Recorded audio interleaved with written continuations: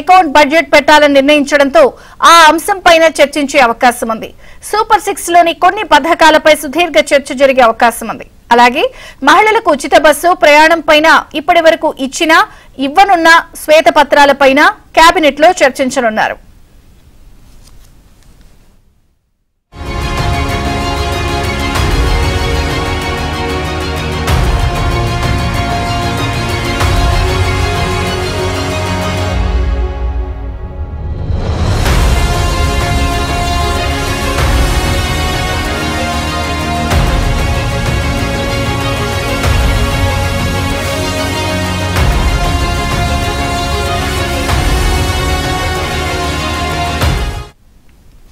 ఇవాళ ఏపీ సచివాలయంలో సీఎం చంద్రబాబు అధ్యక్షతన కేబినెట్ భేటీ జరగనుంది. సంక్షేమ పథకాలు, ఎన్నికల హామీలపై ప్రధానంగా చర్చ జరగనుంది. ఓట్ ఆన్ అకౌంట్ బడ్జెట్ పెట్టాలని నిర్ణయించడంతో ఆ అంశంపైన చర్చించే అవకాశం ఉంది. సూపర్ 6 లోని కొన్ని పథకాలపై సుదీర్ఘ చర్చ జరిగే అవకాశం కూడా ఉంది. అలాగే మహిళలకు ఉచిత బస్సు ప్రయాణం పైన ఇప్పటి వరకు ఇచ్చిన ఇవ్వనున్న శ్వేతపత్రాలపైన కేబినెట్ లో చర్చించనున్నారు.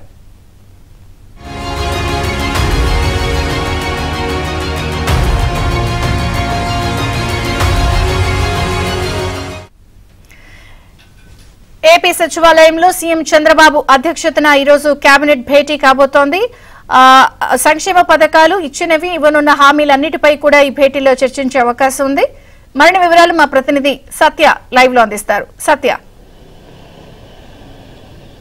విజయ్ చంద్రిక, ఎన్డీఏ సర్కారు చంద్రబాబు నేతృత్వంలో ఎన్డీఏ సర్కారు రాష్ట్రంలో ఏర్పడ్డాక జరుగుతున్నటువంటి రెండవ కేబినెట్ కావడంతో ఈ కేబినెట్లో ఎలాంటి డిసిషన్స్ తీసుకుంటారనే దాని మీద సర్వత్రా ఉత్కంఠ నెలకొన్న పరిస్థితి అయితే ఉంది. ముఖ్యంగా ఎన్నికలకు ముందు ఇచ్చినటువంటి హామీలకు సంబంధించి వాటిని నెరవేర్చడానికి ఒక రోడ్ మ్యాప్ ఏ విధంగా వేసుకోవాలనే దాని మీద ఈరోజు కేబినెట్లో చర్చించే అవకాశం ఉన్నట్టుగా తెలుస్తోంది. ముఖ్యంగా సూపర్ 6 పథకాలు ఏవైతే ఇచ్చారో వాటిలో ముఖ్యంగా తల్లికి వందనం కార్యక్రమం, ఎందుకంటే పాఠశాలలు ప్రారంభమయ్యాయి కాబట్టి తల్లికి వందనం కార్యక్రమం రూపంలో పిల్లలకు, ఇంట్లో ఎంతమంది పిల్లలు ఉంటే అంతమందికి కూడా 15,000, ఇంట్లో ఎంతమంది ఉంటే అంతమందికి కూడా తల్లికి వందనం పథకం కింద సొమ్ములు జమ చేసే అంశంపైన కూడా ఈరోజు చర్చించే అవకాశం ఉంది.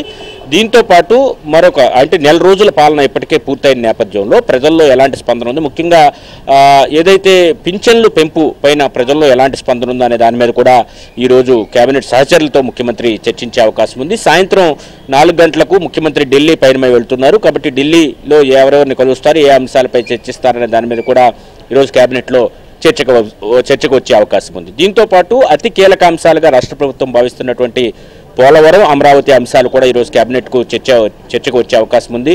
ఇప్పటికే పోలవరం, అమరావతి అంశాల మీద శ్వేతపత్రాలు విడుదల చేసిన నేపథ్యంలో వాటి స్థితిగతులు అవి ఏ స్థాయిలో ఉన్నాయనే విషయాన్ని కూడా ఈరోజు కేబినెట్ సహచరులతో ముఖ్యమంత్రి చర్చించే అవకాశం ఉంది. ఇప్పటికే 4 శ్వేతపత్రాలు ఇచ్చిన నేపథ్యంలో మరో 3 శ్వేతపత్రాలు కూడా అసెంబ్లీ సమావేశాల్లోగా, అంటే ఈ నెల 22 నుంచి అసెంబ్లీ సమావేశాలు నిర్వహించాలని నిర్ణయించిన నేపథ్యంలో ఈలోగా మిగిలిన 3 శ్వేతపత్రాలు కూడా ఇవ్వబోతున్నారు. లా అండ్ ఆర్డర్ కావచ్చు, ఇతరమైనటువంటి శ్వేతపత్రాలన్నిటికీ సంబంధించి కూడా ఈరోజు కేబినెట్లో చర్చించే అవకాశం ఉంది. అదేవిధంగా ఈ శ్వేతపత్రాలపై అవసరమైతే అసెంబ్లీలో కూడా చర్చకు పెట్టాలనే ఉద్దేశంతో ఎన్డీఏ ప్రభుత్వం ఉన్నట్టుగా తెలుస్తోంది. ఇంకా వీటితో పాటు ఇంకా అమలు చేయాల్సినటువంటి సంక్షేమ పథకాలు ఏవైతే ఉన్నాయో, ముఖ్యంగా మహిళలకు ఉచిత బస్సు ప్రయాణం హామీ ఏదైతే ఉందో దాని మీద కూడా ఈరోజు చర్చకు వచ్చే అవకాశం ఉంది. ఈ తొలి కేబినెట్లోనే 5 సంతకాలు ఏవైతే ముఖ్యమంత్రి చేశారో వాటికి ఆమోద ముద్ర వేసిన నేపథ్యంలో ఈ రెండవ కేబినెట్లో మరిన్ని వరాలు, అదేవిధంగా పథకాలు ఉండే అవకాశాలు ఉన్నట్టుగా కూడా మనకు అందుతున్న సమాచారం బట్టి తెలుస్తోంది. కాబట్టి నేరుగా ఇప్పుడే వాటిని ప్రకటించకపోయినా వాటికి రోడ్ మ్యాప్ అయినా సరే ఈరోజు ప్రకటించే అవకాశాలు కనిపిస్తున్నాయి. ఇదే విధంగా శ్వేతపత్రాల్లో తేలిన అంశాలను కూడా మంత్రివర్గ సహచరులకు ముఖ్యమంత్రి వివరించే అవకాశం ఉంది. ఇంకా ఆర్థిక శాఖకు సంబంధించి రాష్ట్రంలో తీవ్ర ఇబ్బందులున్నాయి, ఏ శాఖలో కూడా నిధులు లేని పరిస్థితి.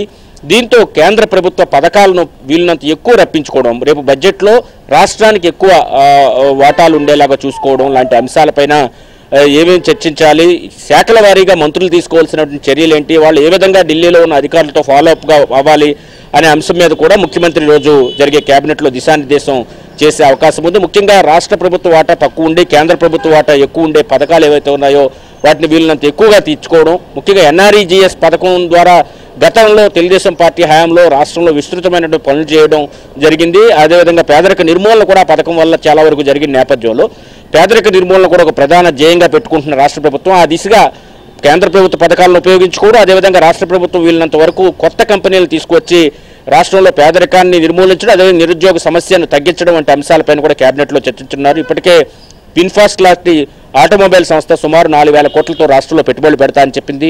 మరోవైపు బీపీసీఎల్ లాంటి సంస్థ 75,000 కోట్లతో 25,000 ఉద్యోగాలు సుమారు ఇస్తూ మచిలీపట్నంలో తమ ఏర్పాటు చేస్తామని చెప్పిన పరిస్థితి అయితే ఉంది. కాబట్టి ఇటువంటి సంస్థలు వస్తున్నాయి కాబట్టి భవిష్యత్తులో మరిన్ని సంస్థలను ఆహ్వానించేందుకు మంత్రులు కూడా పూర్తి స్థాయిలో వర్కౌట్ చేయాలని కూడా ముఖ్యమంత్రి దీని మీద మంత్రులకు దిశానిర్దేశం చేసే అవకాశాలు అయితే కనిపిస్తూ ఉన్నాయి.